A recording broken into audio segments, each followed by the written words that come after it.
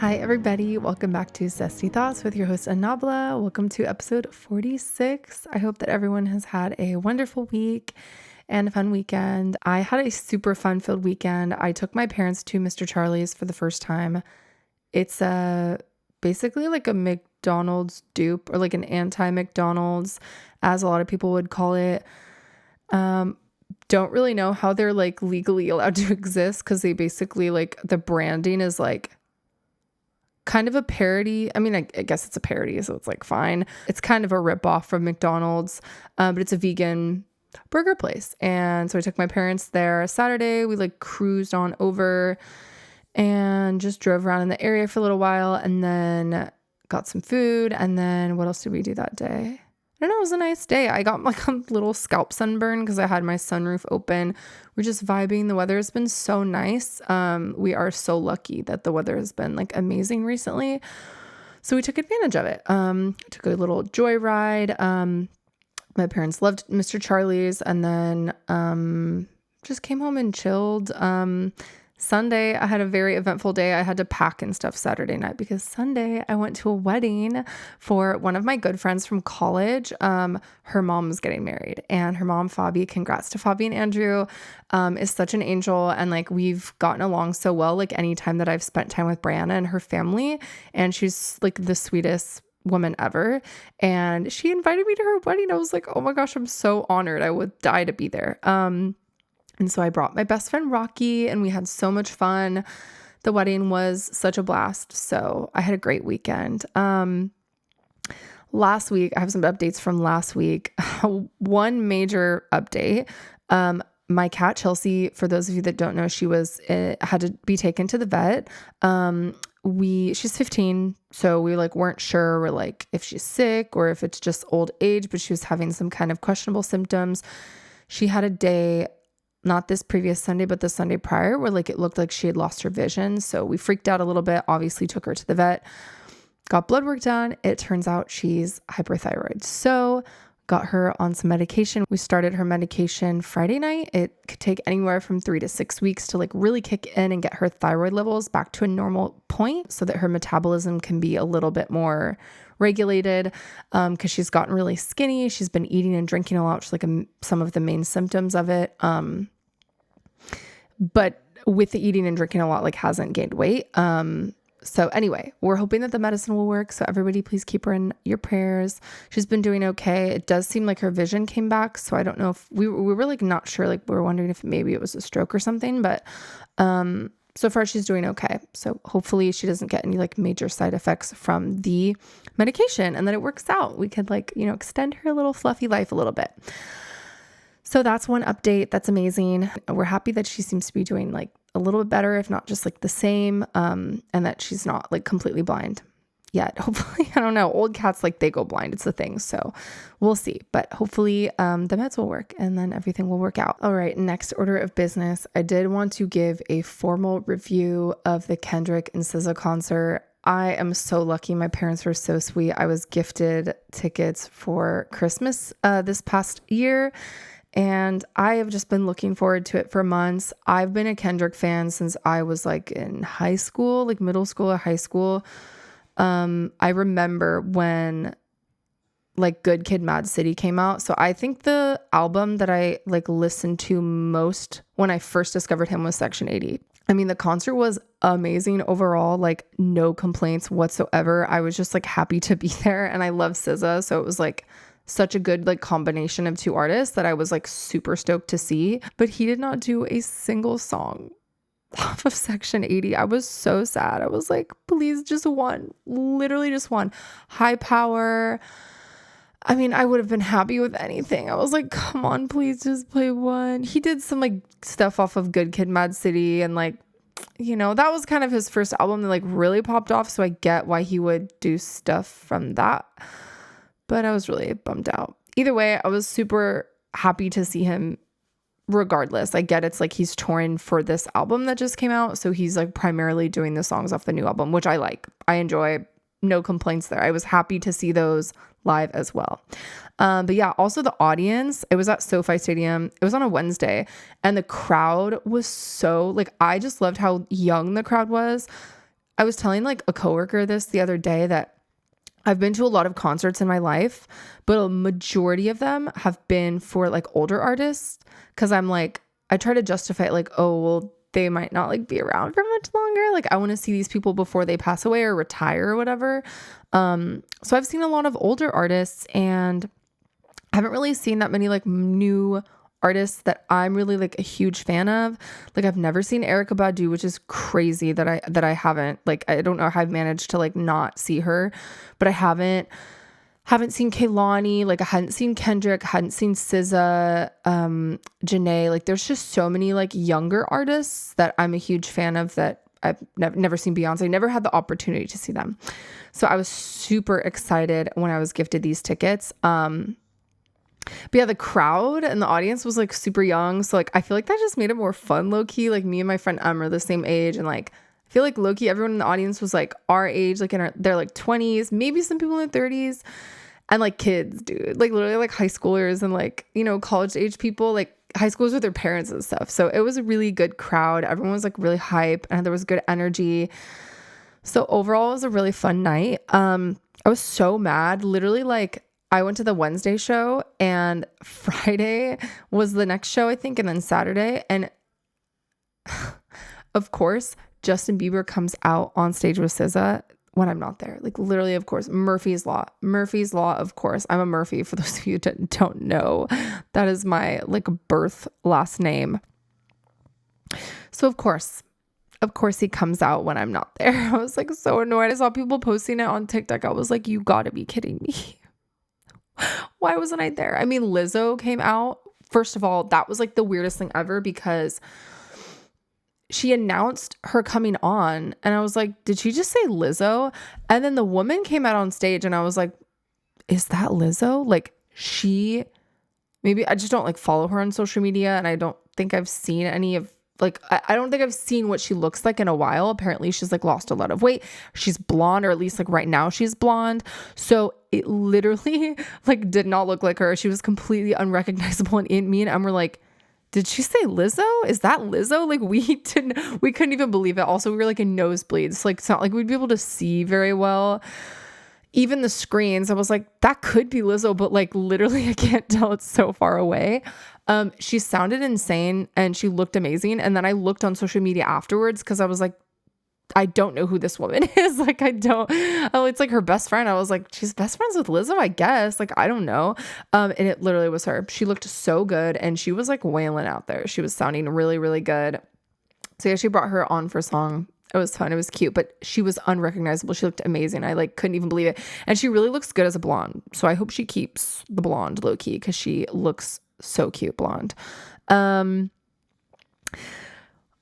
of the gripes that like Em and I had, I mean, although we were like in nosebleeds, we felt like the sound was really, really bad.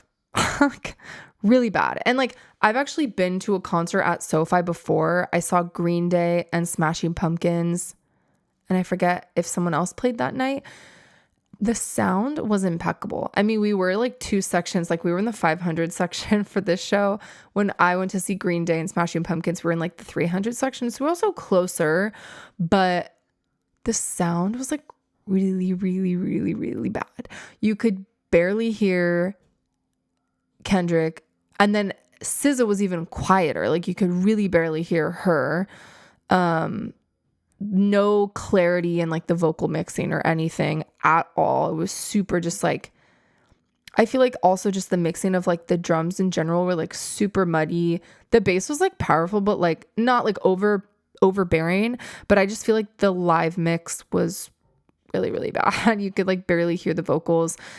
And then on top of it, just like even some of the tracks, like all the high end and some of the tracks, like for example, Good Days by SZA, like the intro with like the guitar that's super bright in the original record, you literally could barely hear it live. Like it was like, is this good? Like you could like kind of tell it that was the song, but we literally like could barely hear. All those high ends were just like totally gone. Same thing with Kendrick. What was the song that was like really hard to hear out? Money Trees. That like intro, you could like barely hear, and that like loops throughout the whole song. It's like a sample that one was super like unrecognizable. You could barely hear it.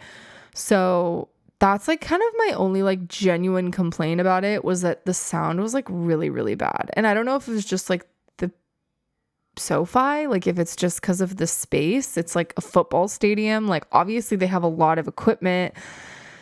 They're pulling out all the stops for like a stadium show, but like, God, it just sounded horrible. And I don't know if that's a SoFi thing or not, because when I went to see Green Day and Smashing Pumpkins, I feel like the vocals and everything was very clear. So low-key, I don't think it's just a SoFi problem. I think it's just whoever mixed the show live. But long story short, everyone sounded good. I feel like the videos that I got like sounded better. Like they literally sound better than like what my own ears heard live. And I messed up. Normally I bring earplugs to live concerts, and I kind of knew we were going to be nosebleeds. So I was like, I'm just not going to bring any. But I feel like it would have benefited me because I would have been able to hear some things better. Low key with all that like low end kind of like filtered out, you feel me?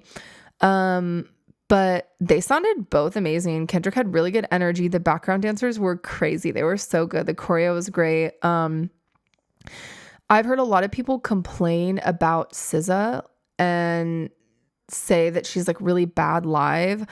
It's just the thing I've heard. Like people consistently say that. It's like she kind of has a reputation for being really bad live. But I've never seen her. So like I wouldn't know. I've just like heard a lot of like friends of mine and like singers and like people online be like, yeah, she can't fucking sing. Which is crazy because she sounds so good on the records. And I'm just like, how can there be like such a disconnect?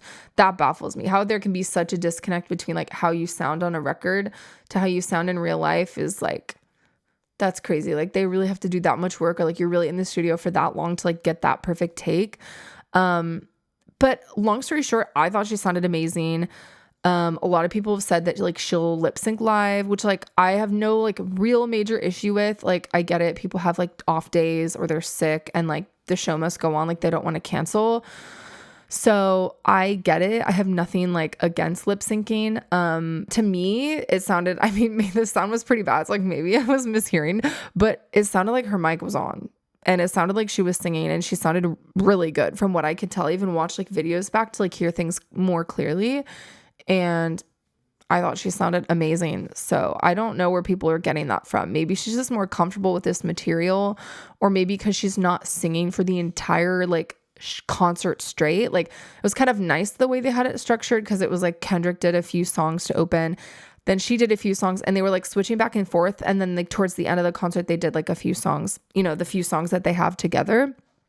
But I mean, that is like the most optimal like structure to a concert that you could have as a singer, is like being able to like sing a few songs and literally take a break and like drink water and tea and like refresh your voice and rest your voice in between like songs and sets. Like that's optimal. So maybe it's just like a better setup for her, and she's just been in circumstances prior where like it's too hard on her voice or whatever. You know, it's hard being a pop star. Your schedule is crazy. You have to sing constantly, or you're recording, or then you're doing promo for releases, and it's like it can be a lot on you. So I pass no judgment. I get it can be difficult, but in my opinion, that mic was on and she sounded really, really good. So overall, it was an amazing show.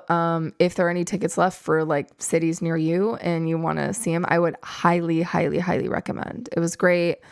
Visuals were pretty cool. They had like cool visuals like on the big screen. Also, I don't know if anybody else has been to SoFi. They have like the big screen in the center of the stadium, like over the field technically. And I was kind of surprised they didn't use that. I mean, I'm sure it's like also really expensive to like opt in to also have that turned on, in addition to like the screens that were just like on this stage setup. But I feel like that was kind of an L that they took. Like they could have had that set on for people in the nosebleeds to like see way better. So I don't know. In my opinion, I feel like anybody that's like, you're going to be at SoFi, you're going to do a stadium that big. It's like what, 70,000 seats? Like you want everybody to be able to like enjoy it in the same way. So like the sound needs to be optimized for the people in that top row. You need to have really good engineers, and you should have screens that are like visible for everybody, because especially we were kind of off to the side, not a weird angle. Like we could barely even make out a full picture of the screens on stage. There was also a lot of stuff going on in between the two screens, like in the center stage, like kind of behind where they like were most of the time, that like half of the time we could see it all because we were like off to the side.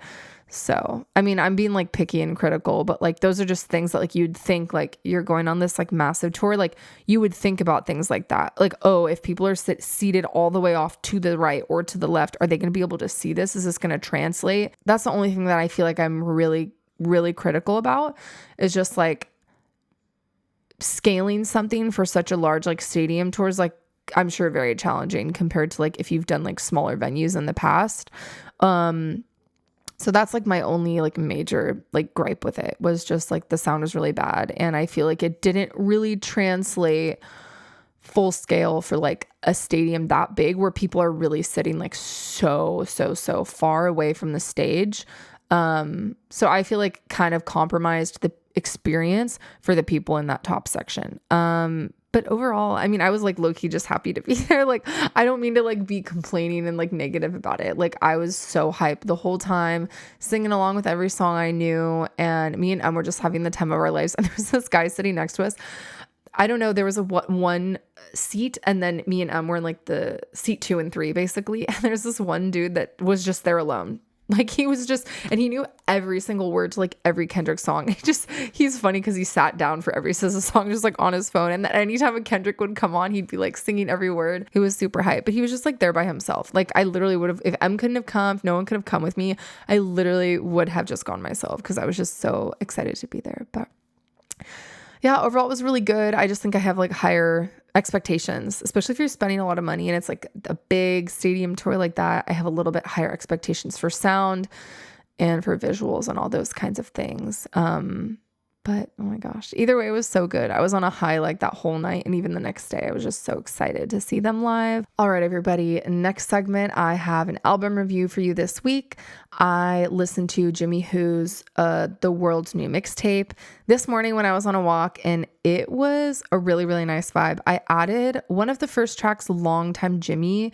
I actually added it to my meditation playlist. I don't know if now that I think about it, I've talked about that playlist on the pod before, and I don't know if I even ever linked it in a description. So I will link, I'm sorry, in advance, it's Apple Music. I also have a YouTube, I think I have a YouTube music playlist copied over also, but I do not have it on Spotify. But either way, I'll link the playlist below. It's really nice. It's like Gregorian chant meets like Native American flute meets like,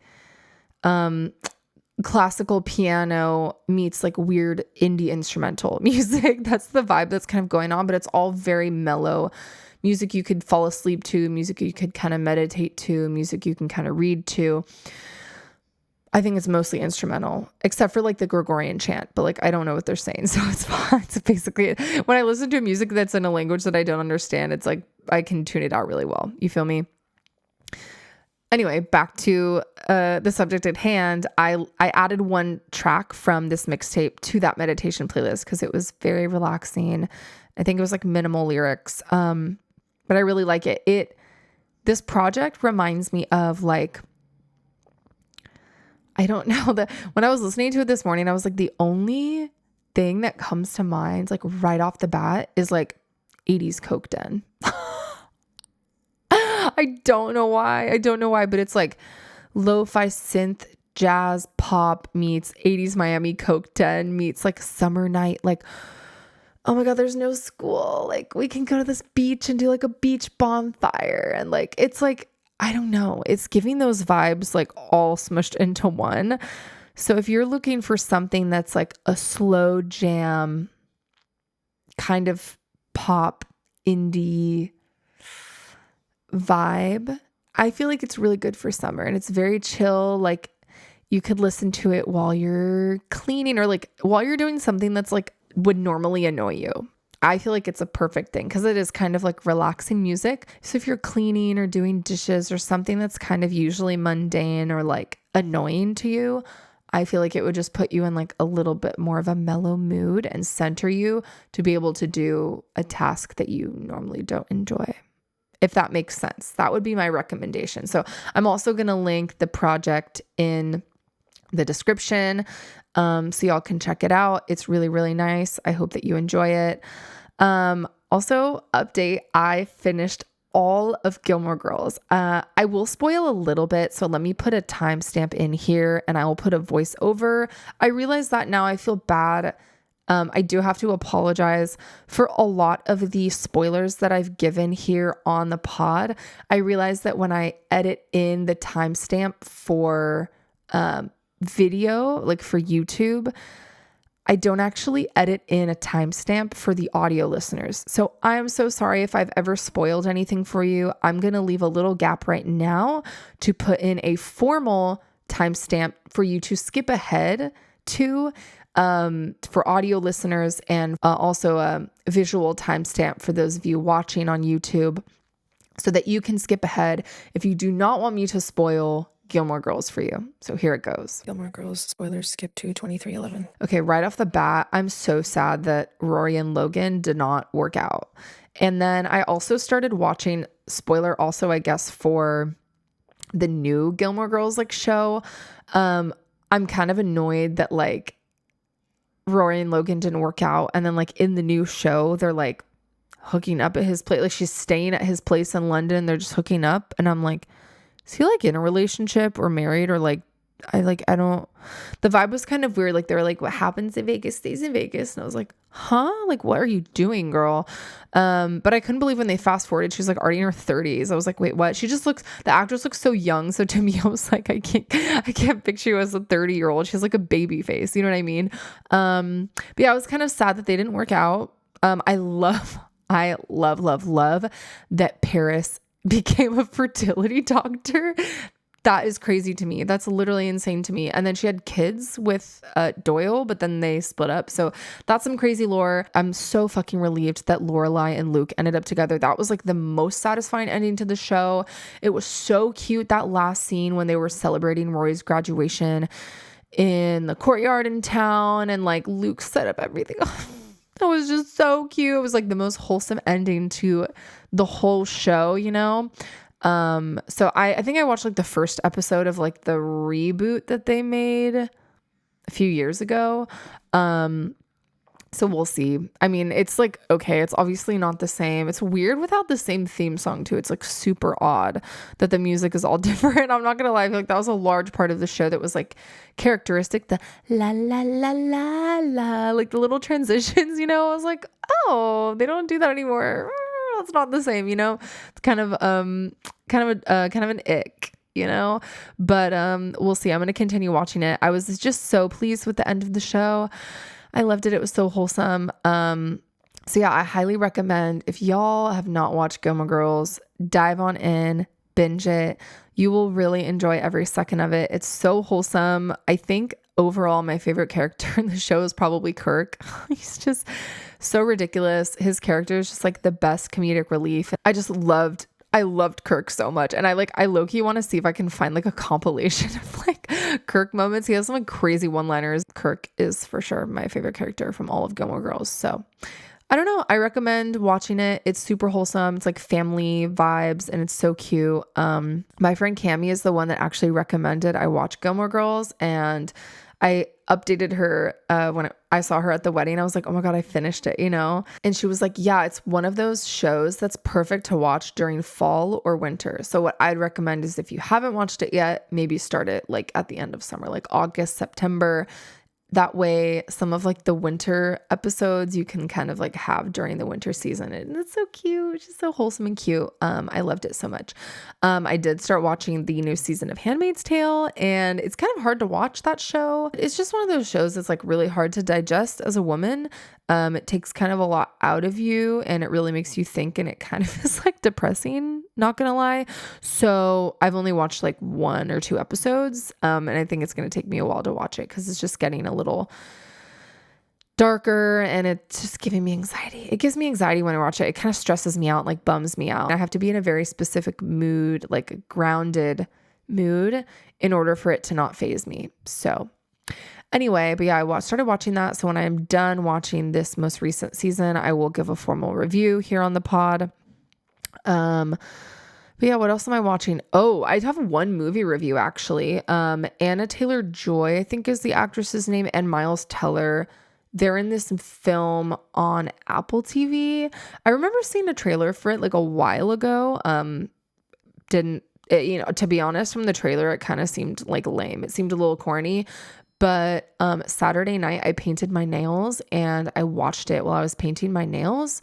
And it's called The Gorge, and it's on Apple TV, and it was actually really good. I really liked it. I like the concept. So I would highly recommend it. It says it's a thriller, but I feel like it's like more of an action. There's like kind of thriller elements to it, but it's really good. Kind of like military style, kind of like action, kind of thriller kind of thing, but it's good. Yeah, I would recommend that. I watched that this week and I actually really liked it. So that's another recommendation from me. Last thing to wrap up the pod, I have a few thirsts kind of the week, just general fixations at the moment. I just want to give a formal shout out. Anybody out there that has dry skin or like skin issues, Aveeno is literally like my saving grace. I've always had like dry skin, particularly dry hands. I have sensitive skin. Literally anytime I like wash my hands, like they're literally like ashy after I wash them. Not like ashy as in like this dry skin would like fall off, but like in the cracks of my hand, it would be like white and like looking ashy. You feel me? That's after washing my hands one time with just like normal soap, even like good soap. I just have really dry skin. Aveeno is like the only lotion that absorbs and doesn't make my hands feel greasy and eliminates the ashiness.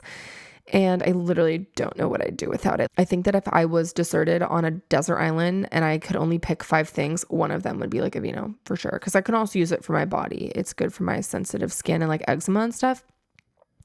So I literally would need Aveeno. Like it's like not even a joke. Also Ike's. If y'all have not been put on to Ike's Lovin' Sandwiches, you are really missing out. I mean, they are some hefty, calorie dense, kind of junky sandwiches, but oh my God, there's a million different combinations. They have so many vegetarian options. And I just like can't get enough. Me and Em got Ike's before the concert and I was just like so satisfied. If you need something that's delicious and that's going to fill you up for hours and hours and hours, like I ate that sandwich at like 6:30 and that was it. And then I was full the rest of the night. And then I slept at like 1 or 2 a.m. So like it is delish. And they have locations all over the place. I don't know if they have locations outside of California, actually. Let me look it up. But they have a lot of locations in California. Yes. Okay. They have expanded to Nevada, Arizona. Oh, okay. Nevada, Arizona, Texas, Colorado, Utah, Hawaii, and Florida. So if you live in any of those states or California, you're missing out if you've never tried Ike's. And I'm not trying to say this is like the ultimate sandwich place, but it's a good one if you want just like a hearty, junky sandwich. 10 out of 10. Okay, y'all, I'm going to wrap up today's episode. I hope that you enjoyed it. I just wanted to gab about my week. Please like and subscribe here on YouTube, follow on Spotify and Apple Podcasts, follow our Instagram, Zesty Thoughts Pod. And, leave a review on your, or comment on your preferred podcast platform. Please support the pod here. And thank you so much for listening. I really appreciate all of the support thus far. I hope you all have a wonderful week and a fun weekend. Stay safe, and I'll see you next week. Bye.